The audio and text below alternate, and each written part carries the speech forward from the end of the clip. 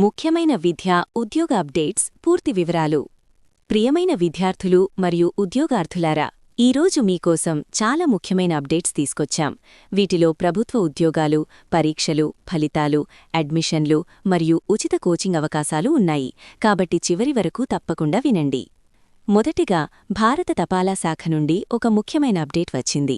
10వ తరగతి అర్హతతో దరఖాస్తు చేసిన అభ్యర్థుల కోసం జీడీఎస్ రిక్రూట్మెంట్ 2026 రెండవ మెరిట్ లిస్ట్ విడుదలైంది. అభ్యర్థులు అధికారిక వెబ్సైట్లోకి వెళ్లి తమ ఫలితాలను చెక్ చేసుకోవచ్చు.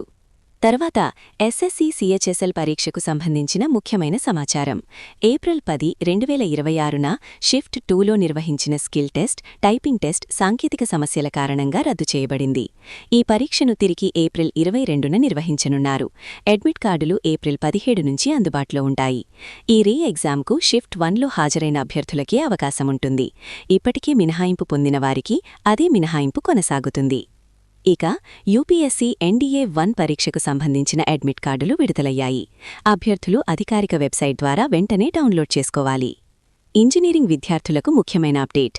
ఐఐటీ జేఈఈ అడ్వాన్స్డ్ 2026కి సంబంధించిన ఆన్లైన్ దరఖాస్తులు ఈ నెల 23 నుంచి ప్రారంభం కానున్నాయి. కాబట్టి అభ్యర్థులు ముందుగానే సిద్ధంగా ఉండాలి.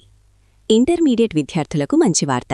ఈ నెల 3వ వారంలో ఇంటర్ ఫలితాలు విడుదలయ్యే అవకాశముంది. ఇప్పటికే సమాధాన పత్రాల మూల్యాంకనం మరియు స్కానింగ్ పూర్తయ్యాయి. ప్రస్తుతం బోర్డు మొత్తం డేటాను పరిశీలిస్తోంది. ఈ ఏడాది మార్పుల కారణంగా ఫలితాలు కొంత ఆలస్యమయ్యాయి. కాగా తెలంగాణలో ఇంటర్ ఫలితాలు ఏప్రిల్ 12న విడుదల కానున్నాయి. ఇక కేజీబీవీ అడ్మిషన్ల విషయానికి వస్తే దరఖాస్తు గడువును మరోసారి పెంచి ఏప్రిల్ 20 వరకు పొడిగించారు. 6వ, 11వ తరగతులతో పాటు మిగతా తరగతుల్లో ఖాళీ సీట్లకు కూడా దరఖాస్తులు స్వీకరిస్తున్నారు. ఇప్పటి వరకు మొత్తం 69,362 దరఖాస్తులు అందాయి. యూపీఎస్సీ పరీక్షలకు హాజరయ్యే అభ్యర్థులకు ముఖ్య సమాచారం. అనంతపురం కలెక్టరేట్లో కంట్రోల్ రూమ్ ఏర్పాటు చేశారు. ఏప్రిల్ 12న జరిగే ఎన్డీఏ, ఎన్ఏ1, సిటీఎస్ పరీక్షల కోసం ఈ కంట్రోల్ రూమ్ ఏప్రిల్ 11 మరియు 12 తేదీల్లో అందుబాటులో ఉంటుంది. వివరాల కోసం 8500292929 నంబర్కు కాల్ చేయవచ్చు. ఆదర్శ పాఠశాల ప్రవేశ పరీక్షలకు సంబంధించిన సమాచారం. 6వ తరగతి ప్రవేశ పరీక్ష ఏప్రిల్ 12న ఉదయం 10 గంటల నుంచి మధ్యాహ్నం 12 గంటల వరకు జరుగుతుంది. విద్యార్థులు తాము దరఖాస్తు చేసిన మండలంలోనే పరీక్ష రాయాలి. హాల్ టికెట్ను డౌన్లోడ్ చేసుకుని పరీక్షకు హాజరు కావాలి.